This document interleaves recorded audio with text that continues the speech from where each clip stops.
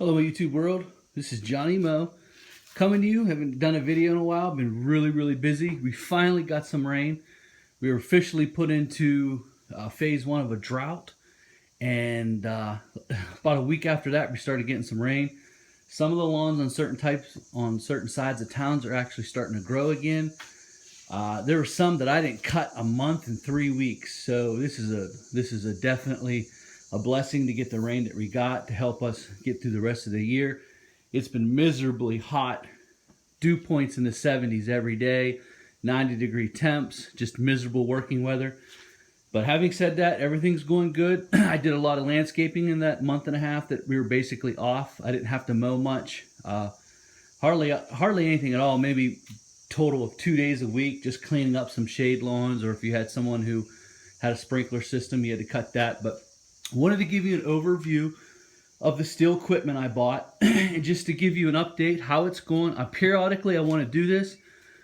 You guys were with me when I moved from Echo to my Rainbow, my Huskies. I sold it all. I sold the Red Max. It's not up there. I sold all the stuff. The only thing I kept was my Echo 266T.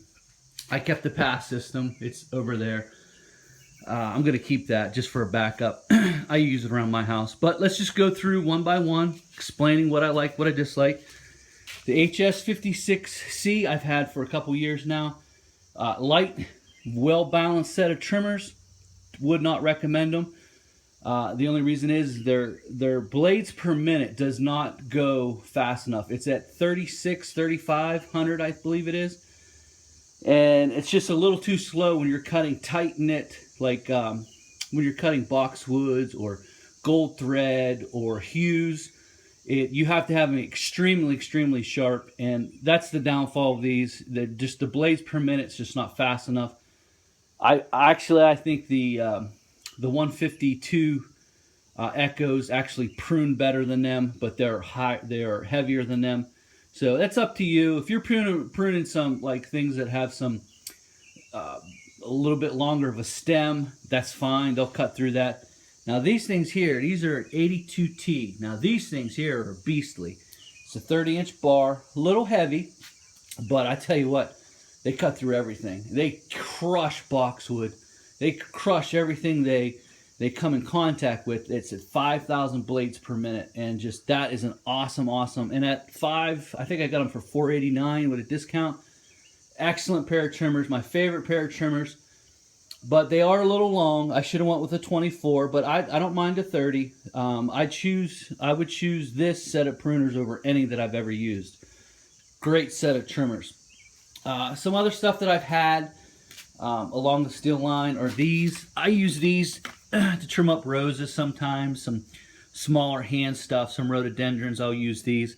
It's the Stihl. These are about $100. They're nice. The Oakstone I think is a little bit better, but these are more for fine tuning when you have to hand prune. Some customers just want hand pruned. Very good. These loppers were about $100.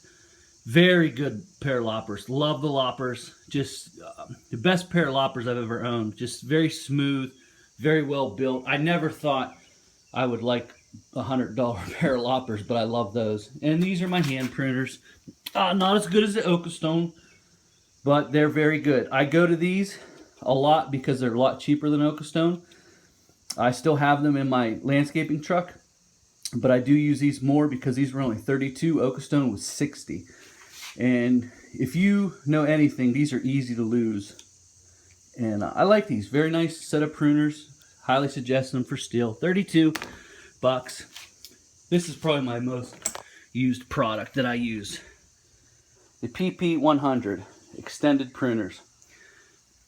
Awesome. I can't say enough about them. That's my second pair I've ever owned. And I just think that's an awesome pair. I don't know, it's about maybe 5 foot, 6 foot. Great pair of extended pruners. Just awesome. Love them. The Combi KM110. I bought that with the articulating hedge trimmers.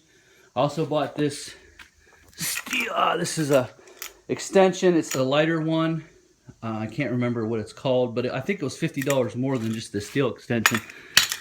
And it's a little bit lighter. Now, KM110 versus the Pass 280, which is on that wall. No difference. It's just a wash. There's no difference between those two. Maybe that 130 might be a lot more powerful than the 280, but the 280 screams. Both of them are great. Like them both. I can't pick one over the other. Just my opinion. It's a great unit. I like it, but you know, if you want me to say which one's better, Echo or I don't know. You know, I like them both. They have both pros and cons, but the power-wise, I don't know it's anything different. The BR600 is a great machine. It's light, as I've said before many times. Very light machine. Great Stihl product. They kind of started the revolution. You know, I think Echo started the big backpack revolution when they came out with the, I believe it was the 600 or the 660. I think it was the 660. Kind of raised that bar to that 60cc area to where they really started making backpack blowers just awesome. Then the BR600 came out and just blew it out of the water. Then the 770, you know, Echo came out. The 770 and the 660, they're just so close in power. It's just a matter of comfort. And, you know, I know the 770 is supposed to be a lot more powerful. They say it is. And it's listed as more CFM. But when you put them in a pile of leaves, there's not that much difference. And that's all that matters. The 700. Let me give you a little up. I've used it quite a bit now. The BR7, I need to get it into a leaf pile. Before I sold the Red Max, I will tell you I did a test. I didn't get it on video because it was just a real quick test. Me and another landscaper decided to test them to find out which was more powerful. In that initial test, the Red Max 8500 outdid the BR700. I'm just telling you, they're so close. It's was it 912 to 908 in CFM. It just, the Red Max just seemed to have just a little bit more oomph. This isn't completely broken. I've done some adjusting. I adjusted this handle and that handle, and it made the comfort level of this. I said that this tube was heavy when I was waving it like this, and actually I adjusted this and it made it lighter, just to where it was located. I shortened that tube a little bit, and it seems to be doing really, really well. Excited to get it in leaves. I did read the manual, and I do want to warn some people about this BR700. There's a switch on the inside. I believe it's inside here. You have to undo this. There's a switch. If it goes below 50 degrees, you have to switch it over to winter use. I wish I would have known that before I bought that. I do not want to switch over. It's silly because in the fall, you could be 70 degrees one day, 32 degrees the next. Still, if you're listening, you're probably not listening to this, but I think you need to fine-tune that. That is going to be an issue. When you're in the transition zone like I live in the Northeast, that's going to be an issue. You can't keep getting in there and switching back and forth to summer, fall, summer, fall. It's not cut and dry here. So that is a thing that I'm not sure I'm going to like. I do like the BR700. I like the CFM it's putting out. I believe when you're doing bulk leaves, this thing is going to be a beast. Can't wait to get it in there. But having said that, I do want to remind everyone, this channel, I give you honest reviews. I'm not dedicated to any single one. I've had Echo, Red Max, had them all. And me, myself, I like having all of one brand. When I had all Echo, I liked it. Now I have all Stihl, I like it. Let me keep going so I don't make this video real long. I have the FS90R. This thing is an absolute train wreck beast. You put it in a ditch, it'll absolutely destroy the ditch. You try to go around the house, not so much. It's too hard to feather that trigger. I'm not a big fan of it. I think that this is my opinion. This is a 266T. The 266T is better for ditch and going around the house. So if you're stuck between the two, I would go with the 266T, especially if I owned Echo equipment. But I do like this trimmer. It's not a very good around the house trimmer. It's very hard to feather around siding, and if you're not well, geared to half throttle that, even half throttle. The throttle mechanism on this is nice, but it's just hard to get it feathered in just right. And I'm not a big fan of this starting system here. I don't like it. I like something that returns automatically. And so that's going to bring us over to the FS94. Guys, I love this trimmer. Just to still hit a home run with this trimmer. It's not a 4-mix. You don't have to adjust valves. It's just an awesome little trimmer. And I got to be honest with you. I go through ditches with it. I don't have an issue. It just powers right through them. This is definitely more powerful than my Husky was. Even though they're rated at the same. This just seems to have a little bit more torque.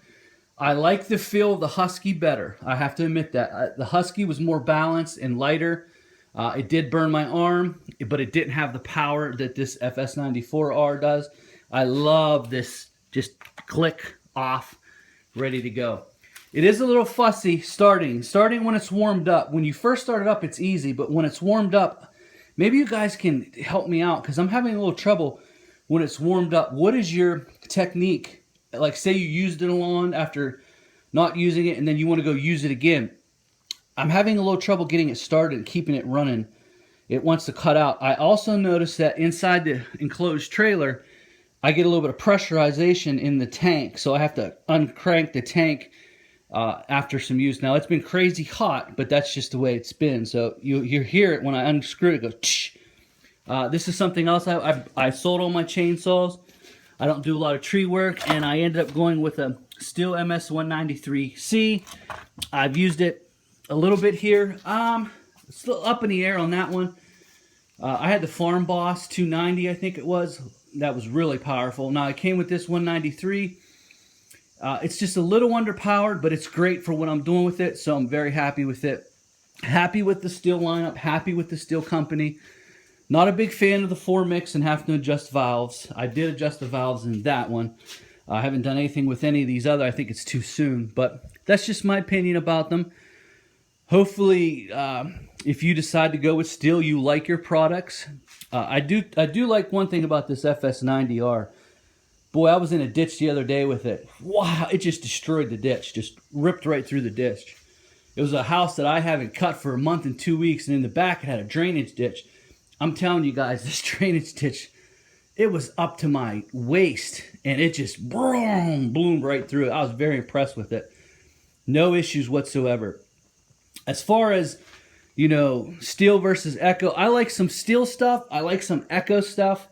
It's hit and miss. So I get a lot of questions. A lot of guys like, would you like this? Blah, blah, blah. I don't know. I do like that 82T right there. Man, is that a beast. I love this FS94. I just love it. The BR600, it's a great backpack. I can't say anything bad about it. Hopefully the BR700 will do what I needed to do in the leaf season.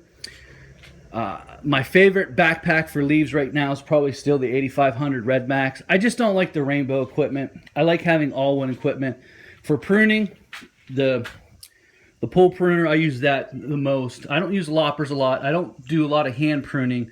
I have some customers I have to hand prune. They're just very particular about their rhododendrons and their spirals. And this particular set is, you can see how thin pointed it is, so you can really get in there, and those are excellent for that. I do use these quite a bit. And that's about all. That's just an update. What's going on? Not much. Just we got some rain finally. I'm back to mowing. It's a little bit weird because I sold a lot of extra landscaping work. Now I have to go out and mow, and then I got to find a way to get all the landscaping work done. And we just did a project at one of my commercial spots last week. It took a couple days to do. Man, it's just, I tell you, this business sometimes, the stuff you do just to keep money rolling in, you know, when it gets to be droughty like that. I mean, it started in June. By July 4th, I did a video on July 4th and just showed you how bad it was. And then it just got really, really dry right after that. I mean, they all just fell right off. And in fact, that lawn that I was on July 4th, I hadn't cut that. I cut that for the first time since June last Tuesday. So that tells you just how crazy all that is. All right, guys, that's my time. Any questions, any comments, any suggestions, let me know, especially about starting this after it's been warm. I'd really help out. Really help me out. Bye.